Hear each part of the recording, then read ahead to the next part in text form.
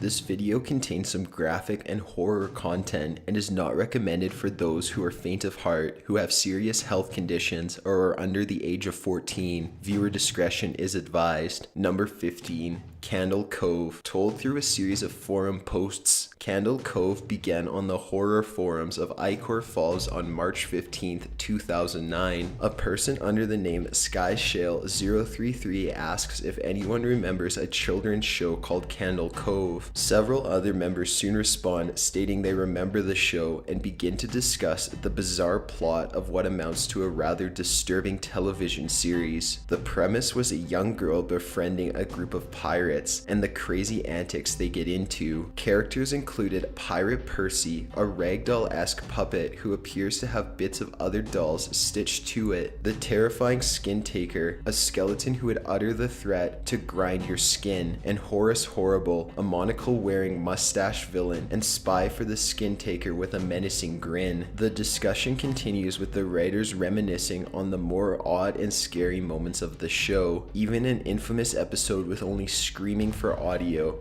and the main character crying. The posts end with a user by the name of Mike Painter 65 remembering how he asked his mother about the show, and she said how she remembered he would go to the TV the same time every week to watch Candle Cove, only for him to be watching static for 20 minutes. A fan video of the screaming episode has appeared online, recreating the surreal episode. Fans of the story wishing to keep the idea alive jokingly commented how the video was just static, hopeful to freak out unsuspecting viewers to no end.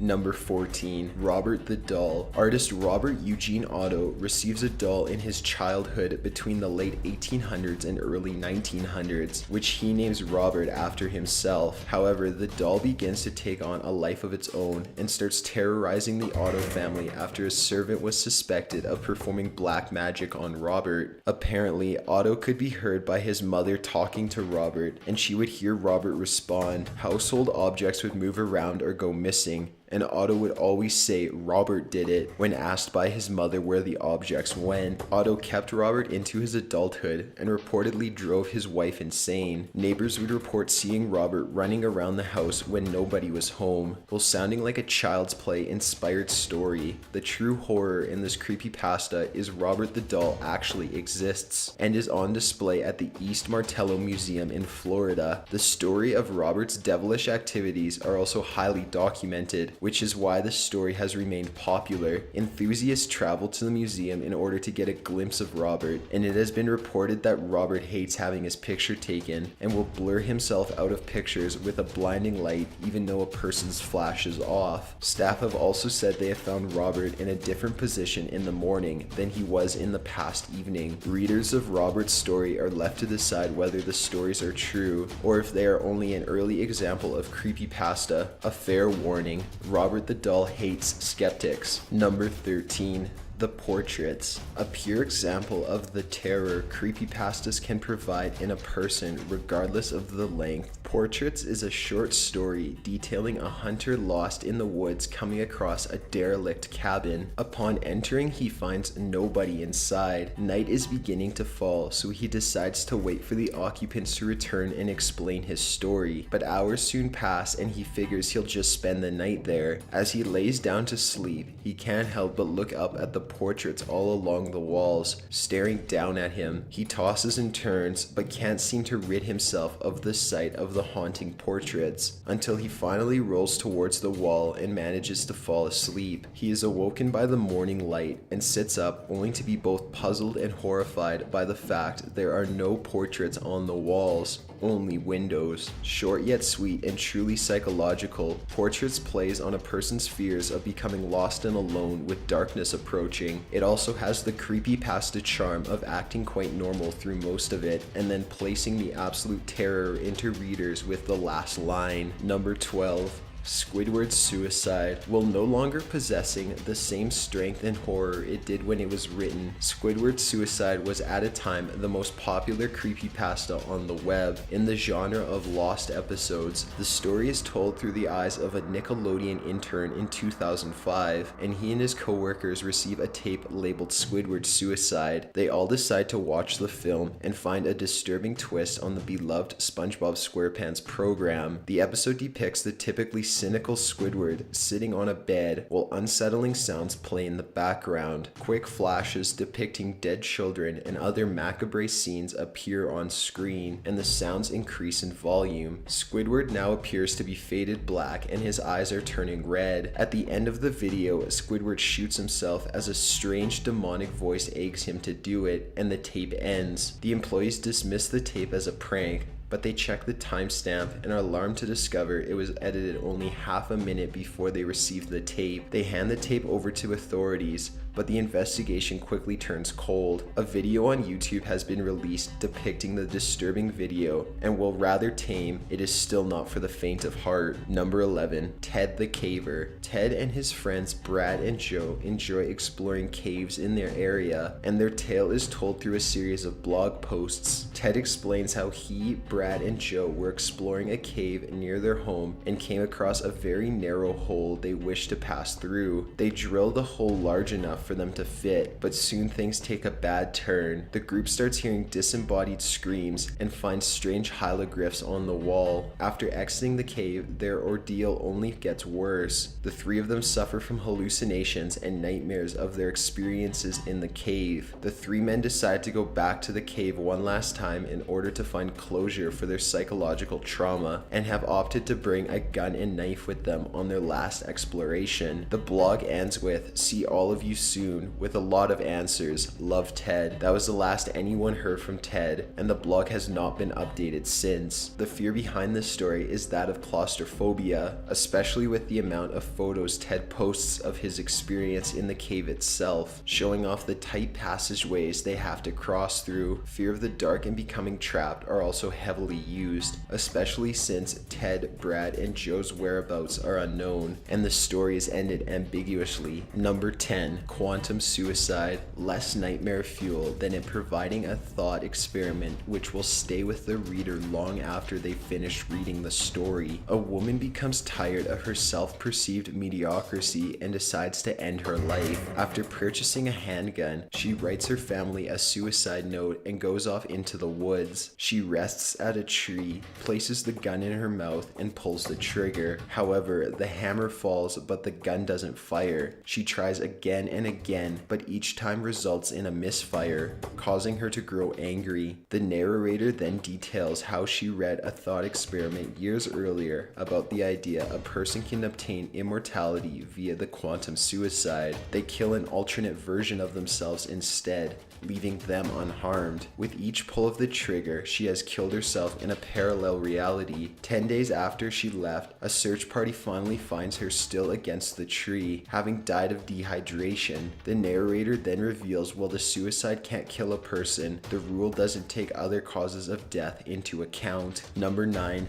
Two-sentence horror stories. A subgenre of creepypasta, two-sentence horror stories are exactly as their title sounds. Horror stories told in 2 lines or less. While some might find this silly, once they begin reading examples, it is easy to understand why they fit in so well to the horror genre and creepypasta world. Many of them are written by internet users and range from bizarre to terrifying to sleeping with the light on tonight. Some examples: by Graboid27. I can't move, breathe, speak, or hear, and it's so dark all the time. If I knew it would be this lonely, I would have been cremated instead. By The Real Hat Man. I woke up to hear knocking on glass. At first I thought it was the window until I heard it come from the mirror again. By Gutseles. There was a picture in my phone of me sleeping. I live alone. By Vault Kid 321. I can't sleep, she whispered, crawling into bed with me. I woke up cold, clutching the dress she was buried in. If any of these pique your interest. It isn't hard to find more with a quick search on the internet. A fair warning, a lot of these are nightmare inducing, and you may wake up in terror with a 2-line story yourself. Number 8, 1999. Similar to Candle Cove, a Canadian man from Calden, Ontario begins posting blog entries talking about a television channel known as Calden Local 21 and details his experiences watching the show Bobby and Mr. Bear's Cellar. Bobby was a man's hand who walked around like a person, and the writer talks about how he only watched a few episodes until one called Playing with Scissors. A hand is seen trapped on the table jerking violently around, while Bobby enters holding scissors and appears to stab the captive hand repeatedly to the point bone is showing. Mr. Bear's Cellar appeared to have a dangled dress as a bear who would interact with children on the show. However, his sinister motives were soon made clear as the episodes progressed, and eventually the broadcasts were shut down by police, though Mr. Bear fled arrest. The man begins to search for the identity of Mr. Bear in hopes of finding justice to the children he murdered and probably molested, and he updates his blog posts every so often. While posts are far and few in between, the entire lore of the story makes it horrifying, playing on the fear of pedophiles and child murder. Number 7, The Keyhole. The enjoyability in this story is its obvious inspiration from gothic horror literature. Keyhole is a short story about a man who checks into a hotel and is advised by the front clerk to under no circumstances peek into or enter the room with no number on it. During the second night of his stay, the man can no longer contain his curiosity and he decides to have a look inside, but the door is locked tight. But he peeks through the keyhole. He is surprised to see a pale woman resting against the wall on the opposite side of the door. The next day, the man once again looks through the keyhole, but only sees a reddish color as if something is blocking the hole. He figures the woman felt she was being spied on and covered the keyhole to prevent this from happening again, and decides to ask the woman at the front desk about it. Upon making his inquiry, the woman sighs with disappointment and asks if he looked through the keyhole, which he confesses to. The woman explains a man murdered his wife in that room and she now haunts it, which is why it is out of bounds. She continues by saying eyewitnesses described the woman as very pale, except for her bloodshot red eyes. Number 6, Reddit No Sleep. A rather bizarre entry to this list, but this subreddit has earned its place here. No Sleep is a forum section on Reddit where Redditors can post their own horror stories for the masses to read and critique. As of January 2016, the subreddit has over 4 million subscribers, and hundreds, possibly thousands of stories are posted every day. Stories vary in content from paranormal experiences to murder to people reconciling memories of their past. The most terrifying thing about the stories is the effort authors put in to create a sense of believability to them, and they are often written to resemble entries seen on Confessions or Let's Not Meet. The all-time top post is called "I'm a search and rescue officer for the US Forest Service. I have some stories to tell" by Search and Rescue Woods, and is not one but a collection of 6 short stories from a man's experience in the field, from finding missing persons, dealing with delusional people, and hints of some sort of spiritual evil being present in the area he works in. It became so popular, a part 2 following the same themes was written. No Sleep certainly deserves its title, as like other creepypastas, it ranges from the bizarre and thought-provoking to the nightmare-fueled bound to keep people up at night. Number 5, Bong Qian Dong Ghost. Taking creepypasta to the next level, Bong Qian Dong Ghost is a webcomic about a young girl walking home in the mid-evening when she encounters a woman walking ahead of her. As the girl gets closer, she notices the woman is amiss, and she is walking with a disfigured leg. As the girl stops to assess what is happening, the reader is taken by surprise when the comic suddenly moves as the woman turns her neck completely around, with the sound of a neck cracking accompanying it. The woman says she is looking for her baby, and the terrified girl points ahead, saying the baby is over there. The woman continues continues walking as the girl turns to make a quick getaway in the opposite direction. Believing she is safe,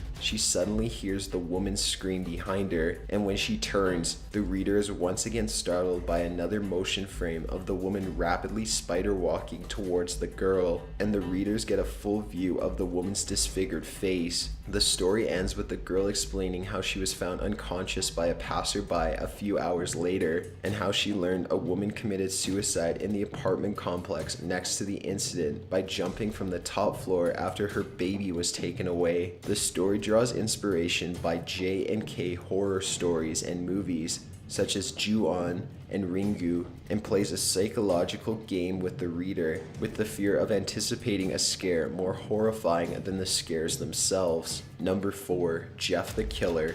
Like others on this list, it would not be complete without Jeff the Killer, an early example of creepypasta and playing on the fears of one being defenseless as we sleep. Jeff the Killer is a tragic story of a boy who went to a neighborhood birthday party with his brother. While waiting for the bus, he and his brother are attacked by 3 bullies, but Jeff gets the upper hand and leaves the boys bloodied. Jeff finds an overwhelming satisfaction in hurting them, and he and his brother flee out of fear of getting in trouble.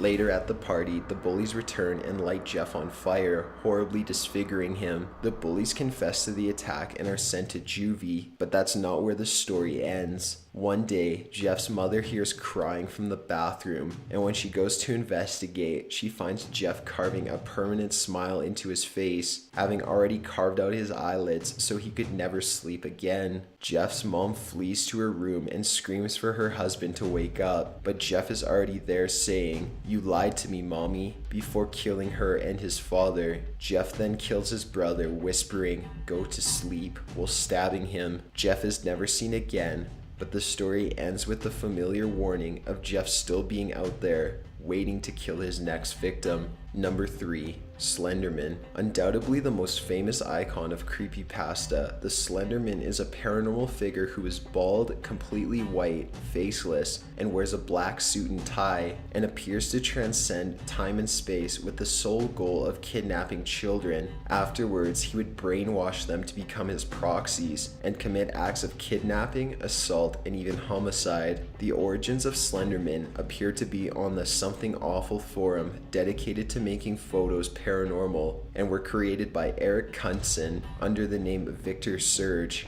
Kunsen included fictional quotes from the supposed photographer, which read, quote, "We didn't want to go. We didn't want to kill them, but its persistent silence and outstretched arms horrified and comforted us at the same time." End quote. Kunsen stated he based the Slenderman on a legend he heard about shadow people and the works of H.P. Lovecraft, Zach Parsons, and Stephen King, mainly the novel The Mist. Since the original post, Slenderman has gone beyond viral and has been the subject to a successful game, Slender: The 8 Pages, as well as its sequel, The Arrival, including the highly praised Marble Hornets. Sadly, Slenderman has also been the inspiration for real-life crime, including the attempted murder of a 12-year-old Wisconsin girl by her 2 friends in 2014. Number 2. Normal porn for normal people. An intense story, even for creepypasta standards. Normal porn for normal people is about a chain letter people receive for the title at your website. Many explore the website and find it is not at all what they expected it to be. The site is full of bizarre videos,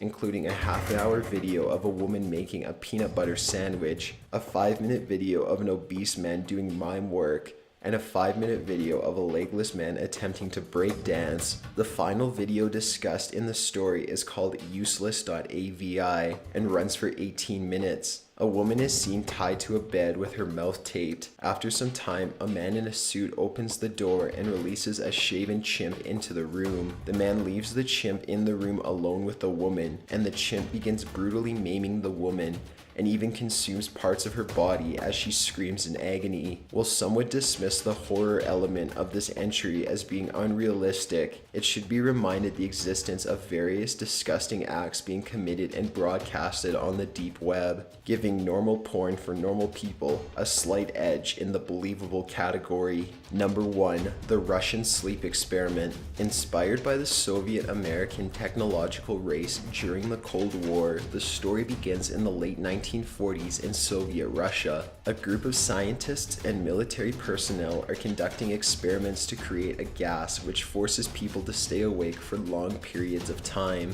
5 political prisoners are forced into a testing chamber as the gas is poured in, and the scientists listen to the progress through microphones placed around the room. After 9 days, one of the prisoners begins screaming non-stop for 3 hours until his voice is diminished to squeaks. The researchers are surprised of the lack of response from the other subjects, and they would instead whisper into the microphones. After the second prisoner began screaming, the rest covered the portholes with their own feces, and the screaming abruptly stopped. Along with the whispering, after days without any response, the researchers declare the doors will be open and all the subjects are to lie on the floor or be shot. They receive the response of, "We no longer want to be free." After much debate, the chambers opened on midnight of the 15th day, and it is discovered 4 of the 5 subjects remain alive, but are now grotesque representations of their previous selves, having brutally mutilated themselves and each other.